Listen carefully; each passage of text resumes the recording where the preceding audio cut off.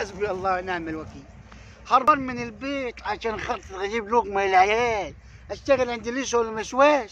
اخ يا ابوي كان يجيني الواد الجرعه الصغير يا ابني ده جعفر. يا ابوي يا ابوي بالك يا يعني يا اخي الواحد ناشف الواحد ناشف. اعمل لك ايه؟ من دلدلات يا راجل انت اريد ما قلت ابويا اللي عاوزه اللي الدل ده بدل يا اخي. بيتك وبيته يا اخي مش لا تتوتلني. ده انا طالع من غير فطار عشان اجيب لكم لقمه. الله يخرب بيتك على بيت امك في يوم واحد. الواحد جعان يا اخي يا راجل الواحد جعان. اخلع عيني يا ما عندكش دم. بص عشان صاحب الواد احتمال يجي دلوقتي يخرب بيت اللي جالك.